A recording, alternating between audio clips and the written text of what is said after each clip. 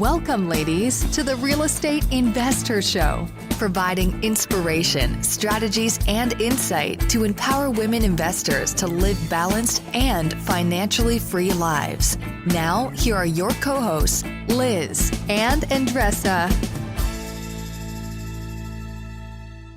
Welcome back, ladies. This is Liz. And this is Andresa. Welcome back to the Real Estate InvestHER Show, where we are all about empowering women to live a financially free and balanced life on their own terms. Right, Andresa? Yes, day and night and in our dreams.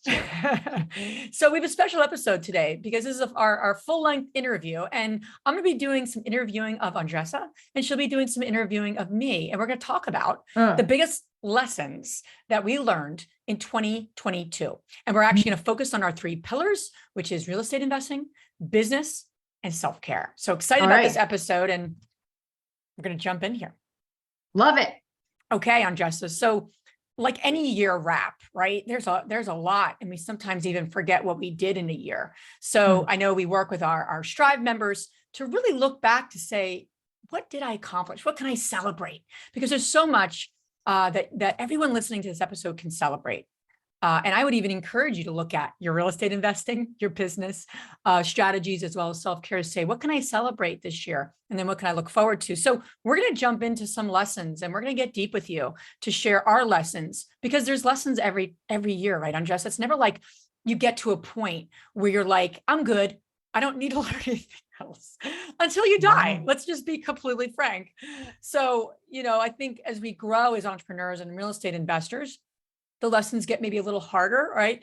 Lessons get a little trickier, but they're important, and they're ones we have to get, because if we don't get them and celebrate them, they're going to come into the new year. Yeah, 100%. And I think that when we think about our goals, right, what we wish for, our wish list, listen, the universe will give you opportunities to practice that so you can gain the skill that you need in order to achieve your goal. So if you are like, oh, I need to be more patient, or I need to be more aggressive with my offers, well, the universe will give you opportunities that you can flex that muscle. So, but what happens is that, okay, oh, I need to be more straightforward with a conversation, for example, right, with my contractor. When that happens, you're like, oh my gosh, why is this happening, right? So it's all about the awareness.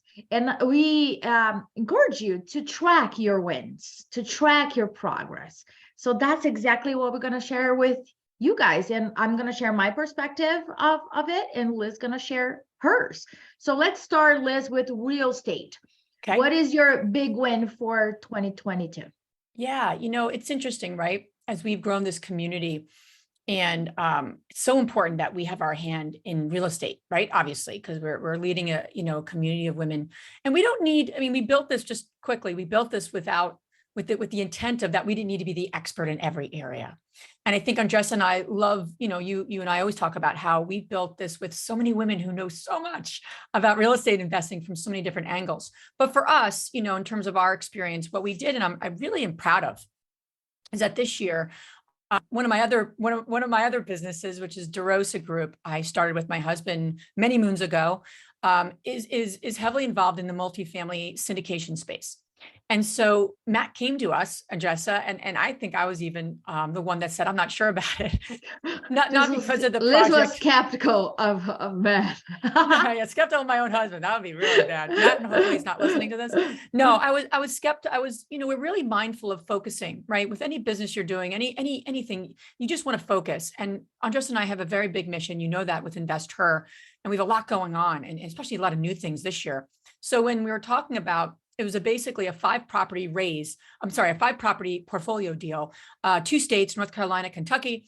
And it was probably the biggest raising of funds that DeRosa would need to do. And he said, hey, would InvestHER, not you or Andresa, but InvestHER, like to be a partner on the GP side?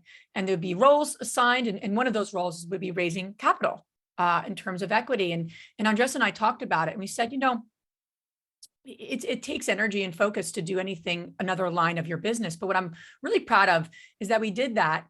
Not only it wasn't just about Andresa and I and InvestHER being a GP of a syndication. That was, yes, that happened. More importantly, though, we're always listening to women's problems. And I love that that's what we stand for, because we sincerely mean it. And what women will say is, I'm a passive investor, I'm an accredited investor, and I can't find a good deal. I can't find something that a syndicator I trust, or, the project I want to get into. And with anything you do, you have to solve people's problems. It's not about you and making, getting on the GP side, or slice of the deal. Because if you can't solve people's problems, then all of that doesn't mean anything. So we did solve that problem, and we were one of the strongest general partners, not just because it was me and Andresa and InvestHER, but because we used our resources. And I'm proud of that, and we shared a really positive project in two areas that we have a lot of units already. And I'm proud of that. I'm proud that we opened that up to 18 women who came on board with us on that project, and look to do some more of those kind of strategic alliances. But that was a way that we used what we had. Didn't need to be the expert in everything, right? In a 670 unit project, but we know real estate and we know what women need and want, and put those two things together. So I'm proud of that. I'm proud of what we did there. I'm proud of the project. And I'm also, it was tricky, right? Because now I had two hats on, which gets tricky with my husband. So maybe we'll have part 2 on the learn lessons with that. But it's tricky sometimes, because I can take things a little personally, and I don't look at him as my partner. I look at him as my husband, and that's to come, more to come there in terms of growing with your partner. But anyway, that from a real estate investing perspective, I'm really, really proud of the work we did and the opportunity we gave women. That's awesome. How about you?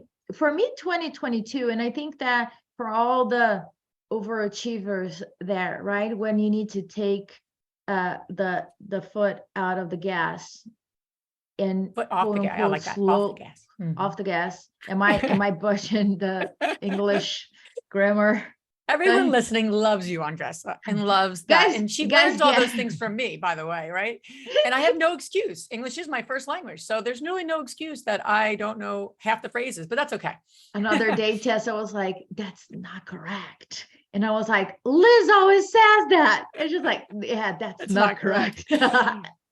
So slowing down, right? And I think that a lot of women and men have a hard time with this year, that we didn't know what was going on with the market.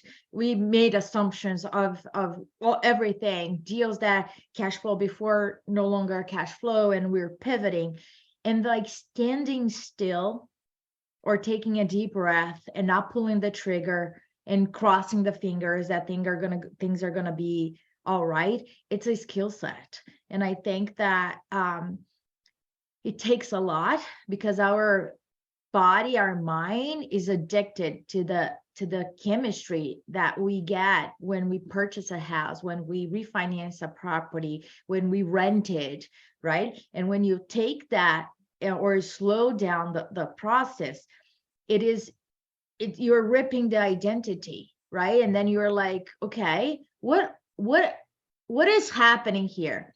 At the same time, that is quote unquote ripping your identity, is also giving an opportunity for us to explore other opportunities. We are looking at the hospitality business in terms of boutique hotels and larger short-term rentals. So I'm proud of us for opening up our minds, being aware, first of all, that what is happening, and standing still and looking at different opportunities and focusing on moving the needle forward.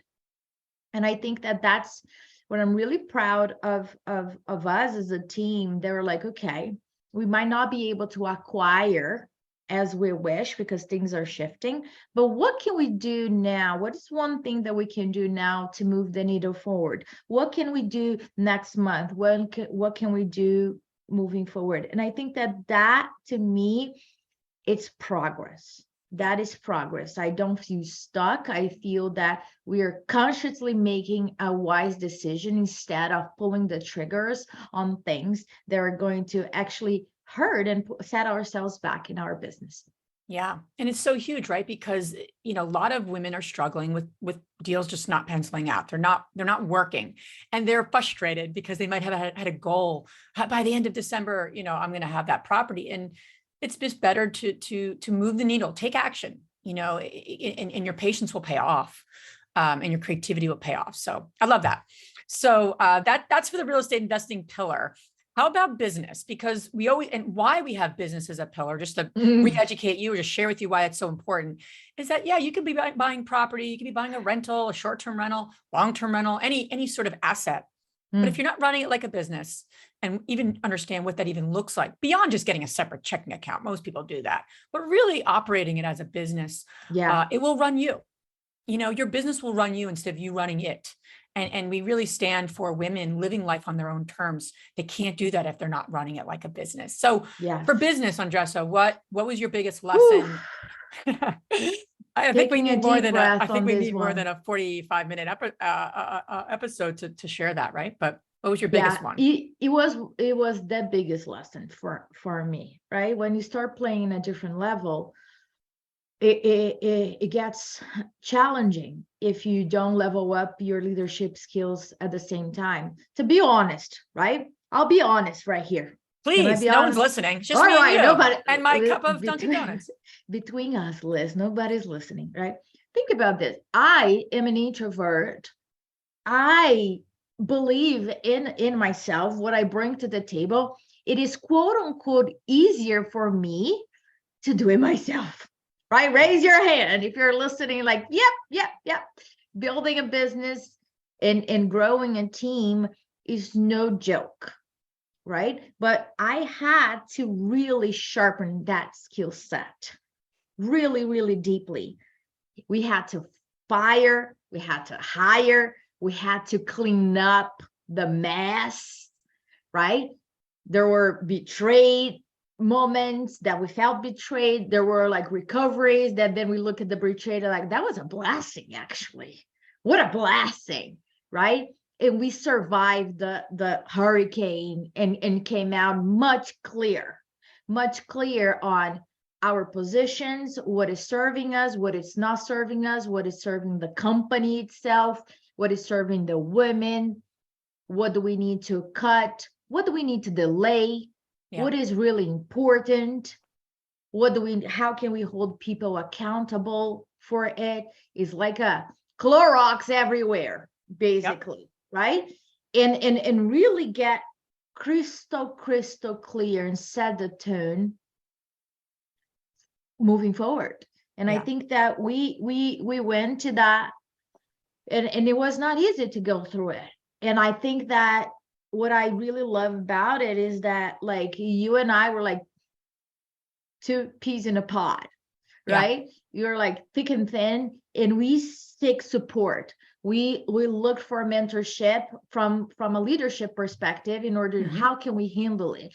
We had to look at ourselves individually and what we're bringing to the table that was contributing to that situation, and really like take ownership and follow the mentors. Yeah. And when I say this, I just want to highlight, when your mentor requests you to do something, you do it. You don't question it. You don't need to agree to it. You do it. If you're not doing that, it means you're not trusting your mentor, and you shouldn't even be mentoring by this person that you're not trusting. And I think that is a true testimony of you putting our ego out and really like, this is what it is. So I think that for me was a big time lesson. I love it. I was going to say something else in terms of preparing for today, but now I want to piggyback on what you said is another lesson that's very connected, because I think it'll give women listening a good insight to preparing. So, we had a lot of things we needed to work through, hiring, firing, and we really were like this in that process. Now, what's interesting is a month before that, Andresa and I were not, I wouldn't say like this. We were actually going through a bit of a breakdown. And I'll say, from a business perspective, we have partners. I know many people in real estate, many of you listening have a partner, whether you're partnering with your spouse, whether you're partnering on a flip. Partnership's very common in this business, because whether it's finding the deal, finding the money, the expertise, it's not uncommon for in our space to have partnerships, to be perfectly frank, if you want to grow, right, beyond a small portfolio, to be honest. Right. And so, Andresa and I have had a really I've had a really powerful relationship over the years, had a very strong friendship, very close friendship, really like each other. But as always, how can I say this? It's hard to grow in a relationship if you're not growing yourself. And sometimes you Mhm. don't know you are growing yourself, but you may not know a blind spot. And so, with working through our own communication and some of the things Andresa brings to my plate, and some things I bring to her plate of how we show up for each other. We had a lot of tough conversations Mhm. right before we had to deal with a lot of things in our team. And in hindsight, I'm actually really grateful. It was really Yeah. hard. It was really hard, to be honest, because I like peace. That's like my number one motivator in my entire life. Like literally, I love peace. I like creating it. So when that turmoil, especially with somebody who's very near and dear to me, like Andresa, um, I'm like off my game. I'm off my kilter. It's not something anyone want, but I know for me and all the assessments I've taken, having peace is really important. So that was a hard not to have that and to work through it and to kind of go through the mud, if you will. But what was really powerful and something I want to share with all of you is when you look back, you say, "Oh, I'm so grateful for that happening. I never thought Thank I'd say God that that. happened.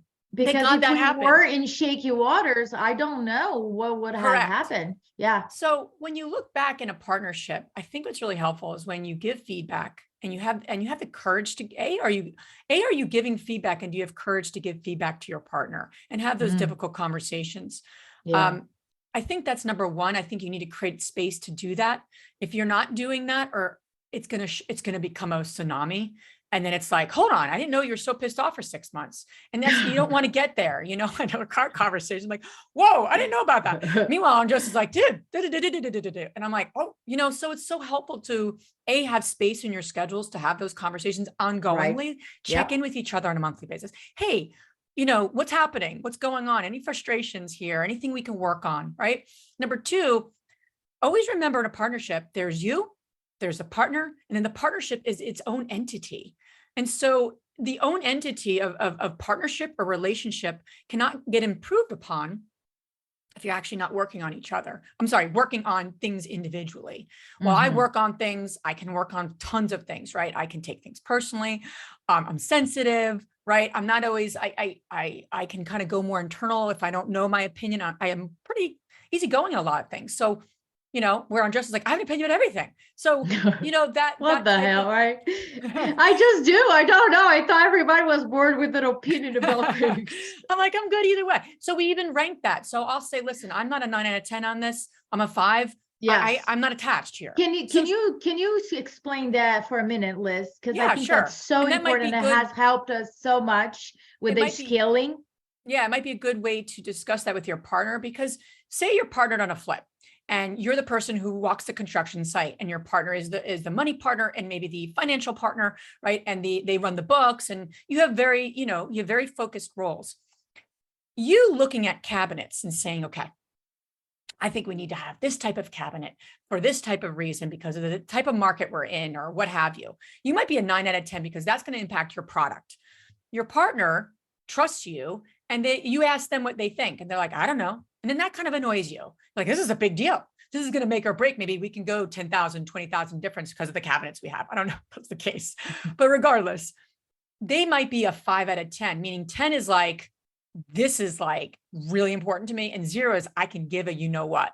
So what's really helpful to do on decisions is to kind of communicate that to each other. So you're not dismissing the other person, or you're just like, I'm good. I'm at a 5 here. If you're a 9, go for it. Or if you are a 9, they know how serious you are. Andresa and I have very specific roles, but we are co-founders together. We are partners in this. And as we make strategic decisions, it matters what I think and what obviously she thinks, even though she's running the day to day. And I'm not, I don't have that role. I'm very involved in so many things. So being able to kind of scale by using that language helps, because if you don't think it matters, it does. Because the other person's like, why doesn't this person have an opinion? Especially if you're the more easygoing person. They're just like, do they have an opinion? Are they there? Are they checked out? Because that's how that could come across, when in reality, that's not what's happening. Because when I do feel strong about something, I share it with her, and she knows, Yes. oh, okay, Liz is really focused on this. And I'll be like, listen, I'm really, and I'll come back and keep coming back to my own opinion about it. She'll know, oh, this is something that Liz is a 9 out of 10, or I even say that. So it's a really good tool. I would continually say your business and investing is only as strong as your partnerships. So if you're not working on your relationships, your business will suffer. So right there, point blank, is put something in the calendar that's your relationship building time. Andresa and I get together. We are always building our relationship. If we don't do that, that'll impact our partnership, hands down. We know that. We don't compromise that. Do it on a continual basis. Speak about things as they come up. I would create a monthly space for your partnership time. So it's not like, and if you have to make a list of things you want to bring to them on a monthly basis, do that, but not every time it comes up, because that's distracting. And don't miss an opportunity to give feedback. Don't just skirt by and just take it. Oh, that's just the way the person is. Because in 6 months, you're going to have a laundry list and it's going to be like, I can't work with this person anymore. And that's what you want to avoid. That's what I got on the business side. I just needed to piggyback on what you said, because I think it's very ironic. And it's funny, the universe presented that to us and that helped us grow individually. Yeah, tremendously. And I think that once, for example, Liz says, I am a 9 out of 10, and I say I am a whatever I want to say that I am, like, make a decision. There's no need to go back and forth. And I don't have the desire to quote unquote win, or we're not competing, we're on the same boat. So whatever that is, and I don't need to agree to everything. I just need to trust. That is the difference of a successful partnership and a mediocre partnership. Mediocre partnership, there is a winner, or there's somebody that won that battle, right? Yeah. I might not agree with the decision that we're going to make collectively, but I trust her. And I know her core genius. She knows mine. So based on that, I'll say, well, she might be seeing something that I'm not. Let's go for it. And there's always pilots, right? We're testing at all times as you're growing, strategically testing. So I love this. Now let's talk about self-care. Yeah, we're not putting that last. Ironically, we should have started that, because really self-care is so funny. We really need to start with that, because it isn't something that comes after the success of things. It actually, in order to succeed, right? Bringing in self-care is critical. So, yes. So what do you got, Andresa? What was your biggest lesson? What was your biggest takeaway for the year on that topic? Big one too, I think. I think that as we are growing, as we are expanding, I see self-care as the fuel for the car, right? So when you are doing a longer trip, you need more fuel. And I think that when the breakdowns happen, this is when you're going to check if you have fuel in the tank, or if your tank is empty. If your tank is empty and you're having breakdowns, you're going straight to the drama triangle, and Google that if you don't know what It's a great tool. I mean by it, right? You're going straight forward to that, and the ego is taking over, and it's just not good for anybody. But if you do take care of yourself, then your tank is full, and then you're bringing your core genius to the table and thinking about possibilities instead of blaming whose fault it is. However, here's my thing. I don't want people to think about like self-care as a default, right? As we just talked about, this is the last item that we're talking here. We need to review that. But intentionally, I think that for me, I need to intentionally look for self-care and do what I need to do despite anything else. But if I don't intentionally do it, it's not going to show up. What does that look like for you? Like intentionally doing it, meaning what does that look like? Tangibly. Tangibly, I'll give a very simple, like basic self-care, right? My nails. I want to do my nails, and I don't. You like doing them, or you like going somewhere? Going somewhere, freaking like going somewhere, 100%, and with a specific person. Okay. So before if I call them like out of the blue, they're not going to have time for me. So I intentionally put them on my calendar, and I don't want to rush, and I don't want to go and just like in and out or taking calls while I'm there. I just want to intentionally put that on the plate. we were in San Diego for BPCon and Liz lost a bet. I say, let's do a concert, Yeah, we're right? making that happen. We'll make it happen. And we're gonna report to you guys here. But like everything that we're doing, like, okay, what else can we do more fun? We do our strategic meetings once a month, right? Now we're thinking, what other places can we do that? So we can try different place and maybe do a spa day or maybe do something else. So we're more mindful, intentionally doing those things, because otherwise it's a default, and then default, nothing happened. Then I just want to sleep or relax, and then there's no fun, right? So intentionally, mindfully scheduling more fun things, whatever that is. If it is dinner with your friends, scheduling, I love, quality time is my love language. So scheduling time to be with people that I love, trust, and respect, it is important to be. So I'm consciously doing that upfront, not as a default anymore. Like I'm scheduling it. I always say it has to to you, be on it's my like, schedule.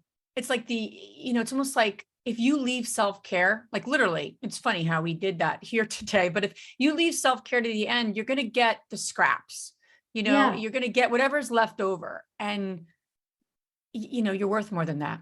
And if no one's told you that, you are, and your time and your energy and your soul, your essence to be that, most effective, successful, investor that you can, an entrepreneur, you will get there by taking care of yourself, not getting there and then taking care of yourself.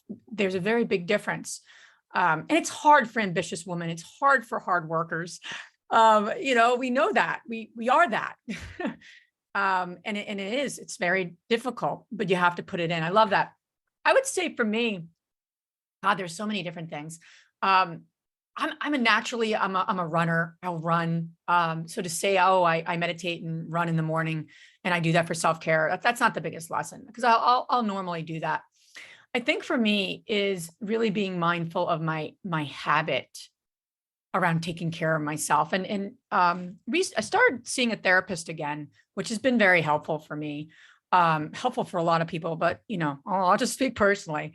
And something she shared with me, and I'll tie it into a behavior that I wasn't really serving me anymore, that we need to continually look at, is a concept. I actually wrote it down and I have it in my little therapist journal. But and I don't know if I've shared this with you, Andresa, because Andresa and I share a lot of ahas and moments. So I don't know if I've shared this with you, but she talks about stuff. Yeah, some new stuff. She talks about in anything in life, there's a prep, there's action, and then there's a recovery. So prep, action, recovery. And if you don't give your space to prepare, just like working out, you're going to go to the gym, you're going to stretch. That's your prep. Maybe getting obviously your sneakers on. Then there's action. You're going to work out. Then there's a recovery, literally getting off that machine and just, stretching again. There's always that, and anything in life, there's those three pieces. You want to go buy a flip. You don't just jump into the property day one on action. You're prepping, right? Money, deal flow, what have you. Then there's the action. And then there's a recovery of, okay, what did we learn from this? Let's wrap this project and let's move on to the next one. That's a common theme. So for me, to make this personal, that was happening for me, and it's a conversation, one of the many Andresa and I have had together, was that I had no recovery of shifting roles in my life. So if you pack in a lot in your day and then you go to the bus stop, like literally, there was days that I see the bus coming and I'm running, literally in the middle of an email, running to get the kids off the bus. And that was all the time. That wasn't like, oh, it's funny. Like it was like a joke at the bus stop. They're like, oh, of course, Liz is running to get the kids at the bus stop. And so that doesn't serve me. And so what shows up for me is I need something to relax. And so, I created a habit of having, a wine on occasion, not even on occasion, on a daily basis, to be perfectly honest, since it's just you and I, Andresa. I wouldn't have a lot, but it's just a way to quickly relax. That's what obviously alcohol will do. And there's nothing wrong with alcohol, but it's what are you consuming that for? What is it giving you? And as I reflected on what was working for me and not working, was that there was no recovery time for me. There's no time to just take off the hat of, real estate, InvestHER, podcast, growing our community, with heart and passion. and getting right into mom mode of 5-year-old, 9-year-old, needing things, reading with Zach, Sammy crying and whining, not eating her food, whatever. And so for me, I've been doing a much better job with that. There's not about perfection, but it's about progress. And I'm really proud of the work I've done. And something I've instituted is that I'm really working hard to, by 3:15, right? The bus comes at 3:45. By 3:15, I'm taking a walk and I'm really shifting my mindset. And I'm not even listening to a podcast. I'm just walking, literally. It could be a 10-minute walk. Now that day I could have worked out, but walking and getting the vitamin D and just kind of being outside, if it's the rain, I've created a habit, new habit, but a habit of doing that. And that makes a big difference. And the days I do that, I don't look for any other nothing, unless I'm out to dinner. That's different, right? But to need something to relax, I want to do it in a more positive way, right? I'm playing a big game here with Andresa, and I'm playing a big game in my life. I don't want to do things by default either. So that's a big learned lesson. And I really got clarity around that through working with someone. I'm not that bright to pull all those pieces together. I know when you know something's not working, don't do it alone. I think that's why Andresa and I love our community and what we build here, because it's the solopreneurs, right? We try to figure it out. Women try to figure out so much on our own. And just having a sounding board who's not related to me, right? And I'm paying her for her expertise is really helpful. And for her to pull some pieces together and say, what does this look like? And maybe try this. I'm like taking notes. It's well worth my energy and time, right? So a lot to share there, but I wanted to share very personally because we need to continually look at what's working and what's not and be honest with ourselves. I'm a functioning person. It's not like that one glass of wine, I'm killing anyone or hurting anyone, but I'm hurting myself. I'm hurting my bigger vision. I want to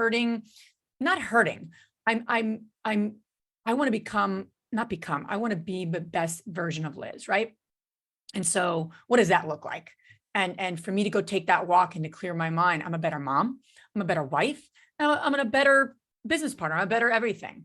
And I feel good about that versus, I got to relax quickly and I got to use another third-party device to do that. That's what I got for self-care. I love when therapists give like specifics, right? Yeah. And tools. Just to give a quick resource for people that are listening. This past weekend, I watched on Netflix this documentary, called Stews. So Jonah Hills, the actor, he interviewed his therapist. Love it. That's cool. I just love it. I love it so much. You'd be surprised with it. And Jonah Hill's the funny guy, like the funny guy, curly hair. Yeah, but he was serious. He was vulnerable, and it was about his therapist who has Parkinson. But very wise a man, and he shared very specific tools, and they navigate and have very vulnerable conversations. But I just love it. I consume anything about this. So if you guys are a Netflix series, it's just a documentary. Is one-stop shop. Yep. Cool. So highly recommend. So as we close the year here, right? As you count your blessings and the opportunities that you had to grow, we want to thank you for being in this journey with us. You're playing in the arena with us. You are growing, you're moving the needle forward. And I cannot wait for 2023 coming.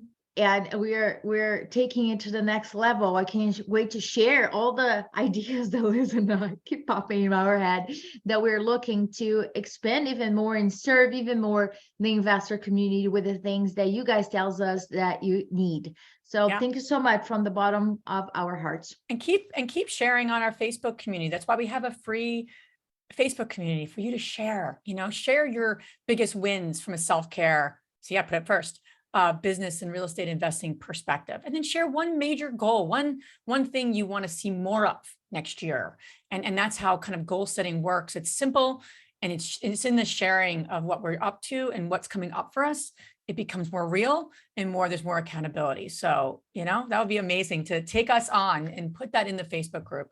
And at least from a Facebook perspective, and have 14,000 women in the group, we'll hold you accountable collectively. So thank you so much for being on this journey, and we'll see you soon. If you enjoyed this podcast and want to receive updates on our next interviews, go to our website, therealestateinvestor.com. There, you can subscribe to our show, become part of our investor community, and get updates on upcoming episodes. If you like our show, please share it with other women who would benefit. And don't forget to leave us a rating on iTunes. We'd really appreciate it. And as always, we encourage you to take one action as a result of today's show and put it into motion so you can live both a financially free and balanced life. Thanks for spending time with us. Ciao.